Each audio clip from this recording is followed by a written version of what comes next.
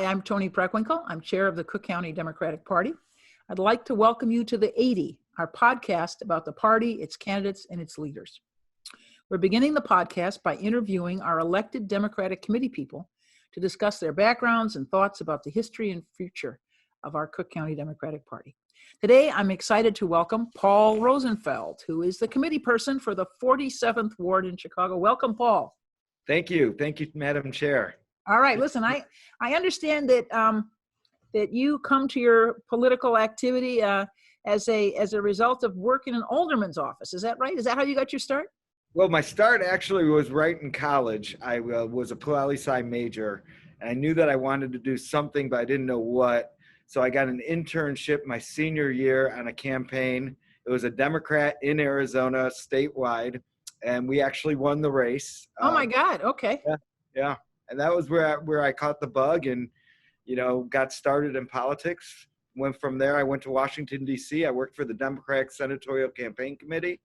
That was a great experience. I traveled around helping different Democrats around the country. And then I came back to my hometown, which is probably the greatest Democratic political place to be.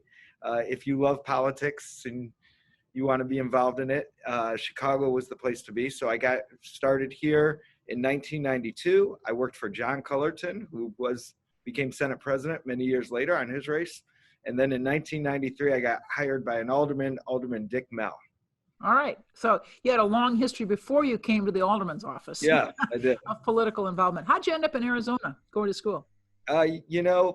Just to be honest with you, I think it was palm trees and great place to go, get away from the sun. I grew up here, as you know, Tony. My family was Hyde Parkers who moved to Evanston.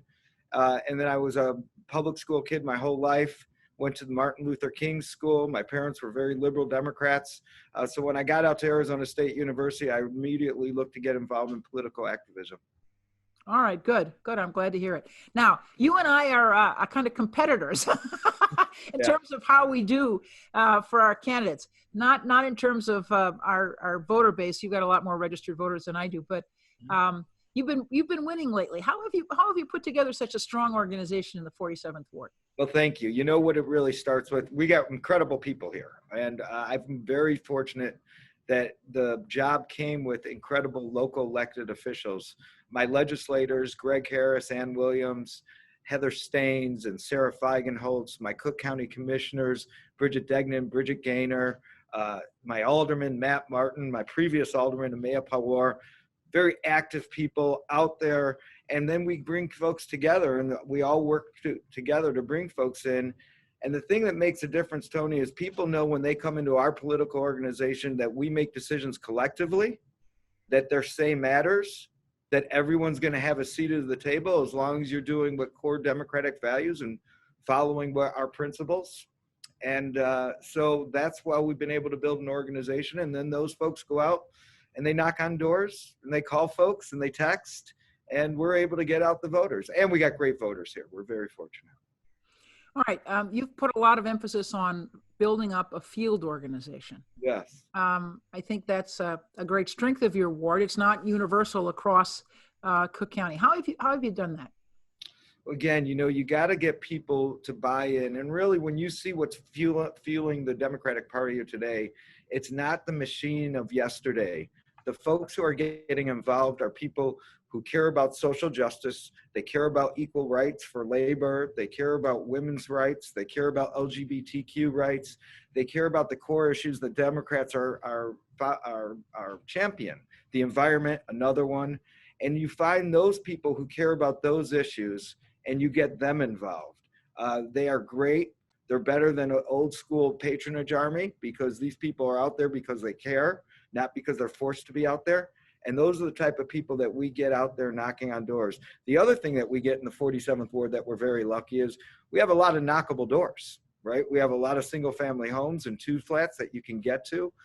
When you're in areas where you have much taller buildings that are harder to get into, it's much more difficult. So having the folks that want to be out there knocking on doors, talking to their neighbors, and then having the kind of turf that you could actually do it has been a winning combination for us. I know that in many of the not so much the townships, but many of the wards of our city. And it surely happened in the fourth ward as we've moved north as a result of population shifts.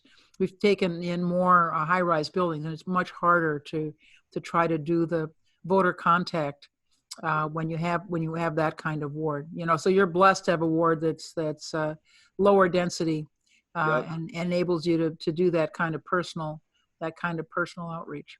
Yeah. How long have you been committeeman, Paul? Let's see. I got appointed in 2015, and I got re-elected in 2016 and re-elected now in 2020. So 5 years. Okay. All right. It seems like a lot longer. That's me too. Me too. And you've been able to build kind of a core of progressive elected officials with the strong support of the 47th Ward, and I'm sure that's made your job easier as well. Yeah, it is. I mean, having those folks involved, they're legislators and they're policy people first, but they all love it, like the politics, and they get it, and they understand the importance of having a good political organization behind you. What that means is it means you can have independence. It means you can go out there and do the right thing. So they've all bought into that and that philosophy that I've been espousing to, and it's been great. It's been a great team. You said that you think that the issues that the Democratic Party has stood for have brought people into the organization. So what do you see happening nationally in the first term of President-elect Biden and Vice President-elect Harris? So, I think the key issues that are going to be right in the first 100 days that they're going to be dealing with: social justice issues, environmental issues. I mean, when you look at some of the core people who are out there, our best advocates, and frankly, places where we've been most hurt under this last previous administration, I think that's where you're going to see a lot of their emphasis in the first 100 days. And I'm excited to see them get out there and really make some differences in those things. Here in Cook County, as you know, we've made a difference in criminal justice reform already here. And it's one of the things I'm proudest of as a Democratic committeeman. Well, thank you. I really appreciate that. I'm hopeful as well. And I think President-elect Biden in his cabinet choices has committed to being as inclusive as possible around gender and race to speak to the social justice questions. And when you have a diverse leadership team, it's easier to move a social justice agenda than if the leadership team is less diverse. Let's put it that way. You said that you think social justice and environment are the areas in which President-elect Biden will be concentrating. What do you see as the biggest challenges for the new administration?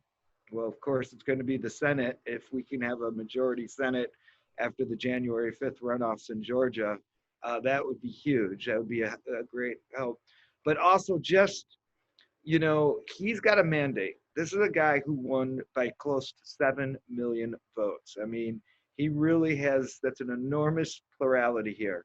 And if he can take that and just funnel it into a couple key things and not try to do too much in the first 2 years, then I think he could be successful. If he tries to go out there and expand and, get into 10 different issues, then I think they're going to have problems. And you think his priorities should be social justice and the environment? Yeah, I think right coming out of the first 100 days, those should be his priorities. I do. Okay. All right. Let me ask you, what other advice do you have for us here at the local level or at the national level for building the party? One of our challenges has been, frankly, that the national leadership of the Democratic Party for some time here has not been sufficiently focused on building local organizations or strengthening local organizations. What do we need to do at the national level to correspond to the kind of things you're doing as committeeman in the 47th Ward? Well, first, they got to buy into it and realize the difference it makes. I mean, I can point to precincts that I had in 2016 and precincts that I had in 2020. And the only difference, it wasn't the people, nothing really changed except the person that I had working that precinct and the difference that it made. And sometimes, it could be the difference of 7 or 8 points in turnout, right? If you have people doing that in all the precincts across that, you could really make a huge difference, right? And elect a lot of Democrats up and down. So I really think that's something that the national folks have to look at. Investing into our precinct operation and understanding the importance of getting those volunteers out there that were going to be able to make that kind of impact. Yeah, I will tell you that in the time that I've been chair of the Cook County Democratic Party, I've never heard from the DNC. Yeah. You know, building local organizations, whether it's within Cook County and our wards and townships or across the country, is what makes the party strong. And unfortunately, we don't seem to have paid much attention to that for a while here. So, Yeah, right.